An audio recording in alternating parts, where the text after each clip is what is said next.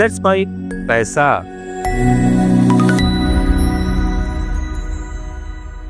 नमस्कार दोस्तों, let's mic पैसा में मैं मनीष आज आपका स्वागत करता हूं हमारे इस वीडियो में, जिसका टॉपिक है इमोशंस आपके निवेश के दुश्मन।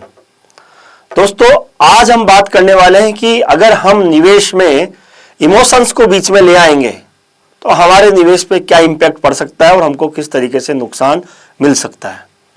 दोस्तों, क्या आपने कभी शेयर बाजार में जल्दबाजी में कोई फैसला लिया है कि कोई स्टॉक आपने जल्दबाजी में ले लिया हो बिना किसी रिसर्च करे हुए और फिर बाद में पछताना पड़ा हो? या फिर कभी मार्केट डाउन हुआ और डर के मारे आपने अपने शेयर्स को या अपने म्यूचुअल फंड को गलत समय पे बेच दिया हो? और अगर हां, तो ये वीडियो दोस्तों आपके लिए है। आज के इस सफर में हम ये समझेंगे कि भावनाएं, जो इमोशंस है, वो हमारे निवेश के फैसलों में किस तरीके से प्रभावित कर सकती है, वो हमारे निवेश को किस तरह से नुकसान पहुंचा सकती है और हमारे को कितना नुकसान पहुंचा सकती है।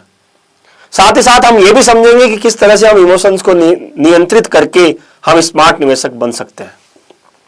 तो भावनाएं निवेश को कैसे प्रभावित करती है?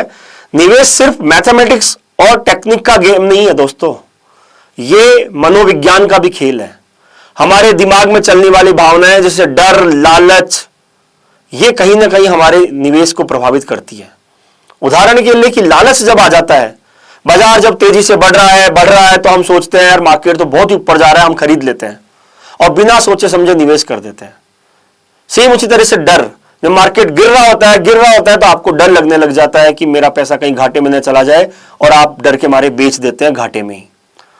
हमने कोई ऐसा शेयर ले रखा है जिसका मार्केट में कोई इंपैक्ट नहीं आ रहा, कंपनी अच्छी नहीं चल रही, फिर भी हम लेके बैठे हुए हैं। हम ये सोच रहे हैं कि नहीं, ये मेरा घाटे का शेयर है, लेकिन क्यों इसको नुकसान में बेचूं, क्यों उसको नुकसान में बेचूं। और वो आप उसको कई साल रखते हैं और मालूम पड़ता है कि आपने कई साल रखने के बाद भी वो स्टॉक नहीं चला। तो लेकिन उस गलत उम्मीद में कि नहीं ये मेरा शेयर चल जाएगा, आप उसको लेके बैठे हो। बल्कि अगर आप उसको सही टाइम पे बेच देते तो आप अगर किसी दूसरे अच्छे निवेश करते तो कहीं ना कहीं आपको वो घाटे की भरपाई भी हो जाती। तो दोस्तों, ये जब जो भावनाएं हैं, लालच हो गया, डर हो गया, उम्मीद हो गई, ये कहीं ना कहीं हमें एक्चुअल जो थॉट है उससे दूर कर देती है, हमें गलत फैसले लेने पे मजबूर कर देती है। आप वो कैसे करती है, हम उसको और गहराई से समझते हैं। कुछ वास्तविक उदाहरण लेके मैं आपको इसमें समझाने की कोशिश करता हूं। सबसे पहले लालच का जाल, कि लालच जो होता है वो कैसे आपको नुकसान पहुंचा सकता है, उसका एक एग्जाम्पल दोस्तों मैं आपको दूंगा। लालच किस तरीके से आपको नुकसान पहुंचा सकता है दोस्तों, मैं आपको एक उदाहरण के साथ समझाता हूं। दोस्तों, एक कंपनी का आईपीओ आया 2019 अक्टूबर महीने में। साल 2019 अक्टूबर महीने में उसका आईपीओ 320 रुपए पे आया।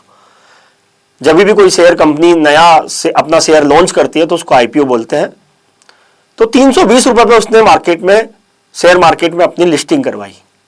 दोस्तों, अक्टूबर 2019 से लेके अक्टूबर 2021 तक 2 साल में ही उस कंपनी का शेयर 320 रुपए से 1070 रुपए तक हो गया। अब दोस्तों, कई लोगों के मन में ये लालच आ गया कि इस कंपनी ने 2 साल में ही 3 गुना 4 गुना भाव कर दिए, तो हम भी इसमें लगाते हैं।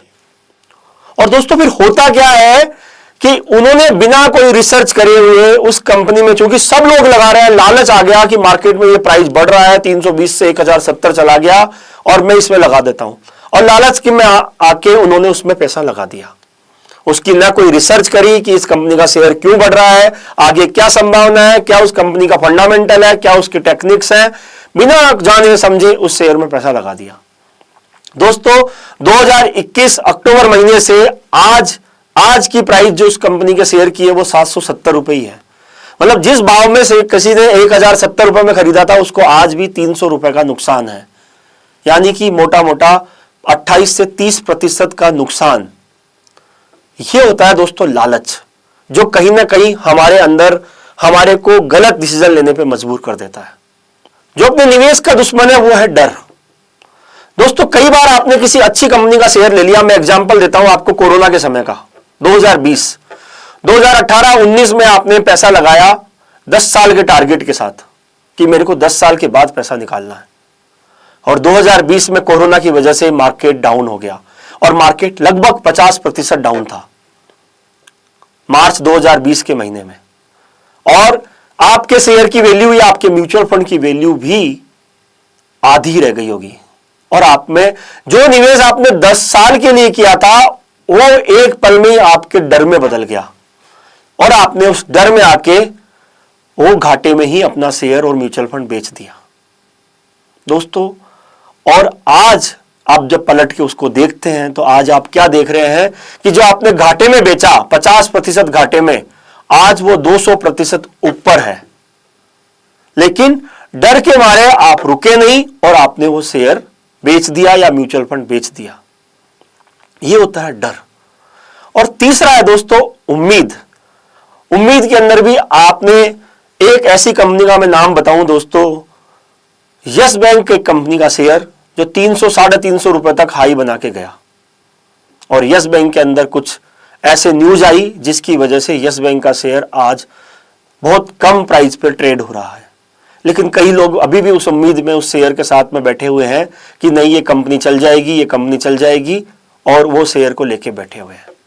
ये उम्मीद, जो गलत उम्मीद जो होती है, वो भी कहीं ना कहीं इमोशन खराब होता है, वो भी कहीं ना कहीं आपके निवेश को नुकसान पहुंचाता है। तो ये तीन जो इमोशंस हैं, लालच, डर और उम्मीद, गलत उम्मीद, गलत लालच और गलत डर, ये कहीं ना कहीं ये सब भावनाएं हमारे को एक ऐसा रास्ता पकड़ा देती है जिससे हम एक अपना जो निवेश है वो गलत जगह कर देते हैं, या गलत जगह सही जगह से निकाल लेते हैं, और हम हमारे निवेश को रिटर्न ही नहीं बना पाते हैं। लेकिन दोस्तों हर चीज का समाधान है, इन इमोशंस का भी समाधान है, बशर्ते कि आप समाधान करना चाहें। तो दोस्तों अब समाधान यह है कि हम इन निवेश के जो भावनाएं हैं इनको नियंत्रित कैसे कर सकते हैं और कैसे एक स्मार्ट निवेशक बन सकते हैं। हम आपको समझाते हैं किस तरीके से आप स्मार्ट निवेशक बन सकते हैं। पहला तो आपको लक्ष्य निर्धारित करना पड़ेगा। दोस्तों कोई भी निवेश शुरू करने से पहले आपको यह लक्ष्य बनाना पड़ेगा कि मैं ये निवेश कर क्यों रहा हूं। बच्चों की पढ़ाई के लिए कर रहा हूं, बच्चों की शादी के लिए कर रहा हूं, खुद के रिटायरमेंट के लिए कर रहा हूं, या कोई फॉरेन ट्रिप करना उसके लिए कर रहा हूं, या फिर और कोई लक्ष्य। जब तक आप लक्ष्य नहीं बनाएंगे, जब तक आप उस निवेश में भावनाओं को काबू में नहीं कर पाएंगे।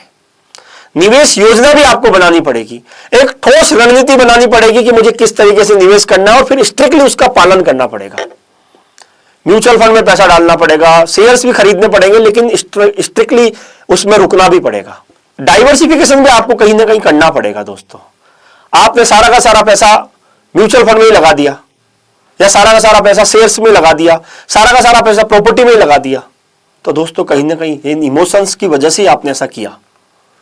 सारा का सारा पैसा शेयर्स में लगा दिया तो आपके मन में कहीं ना कहीं लालच था कि यार शेयर्स अच्छे बढ़ते हैं। और दूसरा दोस्तों आजकल तो नई ट्रेंड में आ रहा है क्रिप्टो, आजकल लोगों को उसका भी लालच है।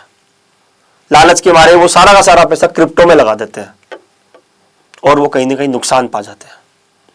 दोस्तों तीनों इमोशंस को कंट्रोल करने के लिए आपको कहीं ना कहीं अपने निवेश को डाइवर्सिफाइड करना पड़ेगा। आपको अपना पैसा mutual fund, shares, bonds, capital market, property, gold, इन सब में लगाना पड़ेगा। लेकिन वो कब लग सकता है? जब आप निवेश लक्ष्य बनाएंगे और योजना बना के निवेश करेंगे। कोई भी शेयर खरीदने से पहले आपको रिसर्च करनी पड़ेगी कि क्या ये शेयर क्यों बढ़ रहा है, इसका क्या रीजन है। उस शेयर्स की बैलेंस शीट देखनी पड़ेगी, टेक्निकल्स देखने पड़ेंगे, पैरामीटर्स देखने पड़ेंगे, फंडामेंटल्स चेक करने पड़ेंगे। ये सब रिसर्च आपको करनी पड़ेगी किसी भी शेयर में पैसा लगाने से पहले। अगर आप ये कर सकते हैं तो अच्छी बात है, नहीं अदरवाइज आप किसी फाइनेंशियल एडवाइजर या निवेश सलाहकार की मदद लें। अपने निवेश की नियमित समीक्षा करें। आपने जो निवेश किया है उसकी नियमित समीक्षा करें, साल में एक बार उसकी समीक्षा करें कि आपने जो निवेश किया है वो सही चल रहा है या नहीं चल रहा है। और अगर गलत भी चल रहा है तो घबराए नहीं। छोटे मोटे उतार चढ़ाव आते रहते हैं, उनको देख के आपको घबराना नहीं है। वित्तीय सलाहकार की मदद लें। अगर आपको लगता है कि आप भावनाओं को काबू में नहीं कर सकते हैं तो आप किसी अच्छे वित्तीय सलाहकार की मदद लें जो आपके निवेश में आपका साथ दे सके। निवेश सलाहकार दोस्तों आपका एक वो साथी होता है जो आपको आपके निवेश मंजिल तक पहुंचाता है। आपके इमोशंस को आपके साथ में आपको काबू में करवाने की कोशिश करता हुआ वो आपको आपकी मंजिल तक पहुंचाता है। आपको धैर्य रखना पड़ेगा दोस्तों। कोई भी निवेश जो होता है वो 1 दिन में, 2 दिन में या 10 दिन में रिटर्न नहीं बना के देता। निवेश एक लंबी दौड़ है दोस्तों, मैराथन है। बाजार में उतार चढ़ाव सामान्य बात है, आते रहेंगे, लेकिन धैर्य के साथ अगर आप अपनी रणनीति पे टिके रहेंगे तो आपको रिटर्न जरूर बनेंगे। कुछ अपनी इमोशंस को काबू में करने के कुछ आप भावनात्मक काम भी कर सकते हो, कुछ मानसिक उपाय भी कर सकते हो। योग करें, ध्यान लगाएं, अपने इमोशंस को काबू में करने के लिए रोज 5-10 मिनट का ध्यान करें ताकि आप अपने इमोशंस को काबू में कर सकें। अच्छी किताबें पढ़ें, फाइनेंशियल फील्ड से रिलेटेड किताबें पढ़ें, कुछ ना कुछ सीखने की कोशिश करते रहें। आज आप सीखने की कोशिश करेंगे तो आपके निवेश में कल ना कहीं आपको ही फायदा होगा। तो दोस्तों, निवेश जो है वो सिर्फ पैसे का खेल नहीं है, आपके दिमाग और आपकी भावनाओं का खेल है। अगर आप अपनी भावनाओं को नियंत्रित कर लेंगे तो आप निवेश में इतना रिटर्न बनाएंगे जितना आप सोच भी नहीं सकते। आपके सपनों को हकीकत में बदलने के लिए आपको अपनी भावनाओं को काबू में करना ही पड़ेगा। आशा करूंगा कि आपको ये वीडियो पसंद आया हो, आप इस वीडियो के माध्यम से अपने इमोशंस को काबू में कर पाए। आपको पसंद आया हो तो लाइक कीजिएगा, इस वीडियो को अपने दोस्तों के साथ शेयर कीजिएगा, अपने परिवारजनों के साथ शेयर कीजिएगा। और आपका कोई सवाल हो निवेश से रिलेटेड, इमोशन से रिलेटेड, तो आप हमें कमेंट करके पूछ सकते हैं।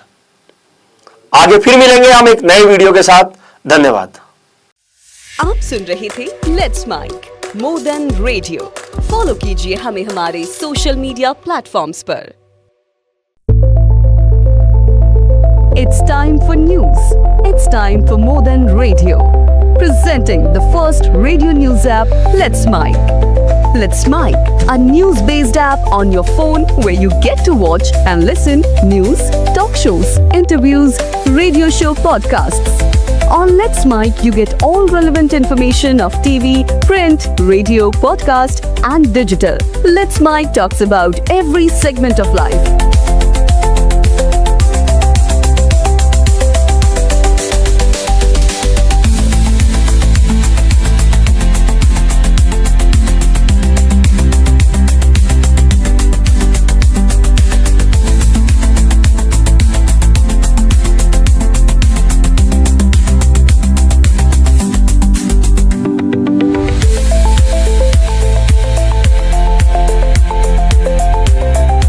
Download the app now from Play Store. Available both on Android and iOS mobile phones.